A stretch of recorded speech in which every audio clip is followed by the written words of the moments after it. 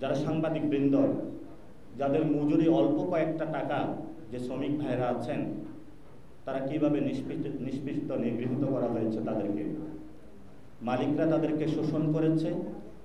কয়েকদিন আগে আমরা আরও শুনতে পেলাম যারা ব্রডকাস্টার সোসাইটি আছে এই সাংবাদিকতা জগতে, তাদের প্রতিও নতুনভাবে নিষ্পেষণের যে যন্ত্রণা তা নেমে এসেছে।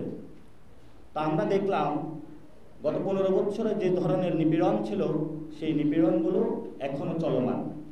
সেই জায়গা থেকে যারা দীর্ঘ সময় ধরে এই সাংবাদিকতার জগতে নিজেদের প্যাশনের জায়গা থেকে এই সাংবাদিকতা করে যাচ্ছেন, কিন্তু বঞ্চনার শিকার হচ্ছেন মালিক পক্ষ থেকে, সোসাইটির পক্ষ থেকে। কখনো তাদের মাইক কেড়ে নেওয়া হয় কথা বলার জন্য, যে আপনার কথা বলা যাবে না। কখনো তাদের ক্যামেরা কেড়ে নেওয়া হয়, কখনো তাদেরকে উপর আক্রমণ করা হয়। এবং যেটা আমরা গণ অভ্যুত্থানে দেখেছিলাম, এই শ্রমিক ভাইয়েরা যখন কাজ করতে গিয়েছে, তাদের শুধু ক্যামেরা কেড়ে নেওয়া হয় নাই, তাদের শরীরকে রক্তাক্ত করা হয়েছে।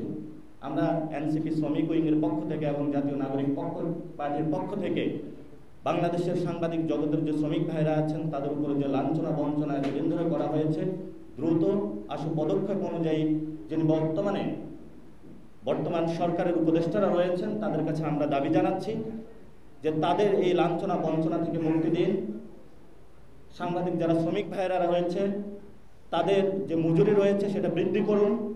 মালিক পক্ষের যে নিষ্পেষণ, তাদের উপরে দীর্ঘ যাতনা চলে আসছে, সেটা বন্ধ করুন। না হলে ছাত্র জনতা যে গণ অভ্যুত্থানে এসেছিল, এই সাংবাদিক ভাইদের সাথে তারা থাকবে। ভবিষ্যতের লড়াই আমরা তাদের সারথি হব এবং তাদের এই জায়গাতে আমরা তাদের মুক্তির জয়গান এবং স্লোগান আমরা তৈরি করবো ইনশাআল্লাহ।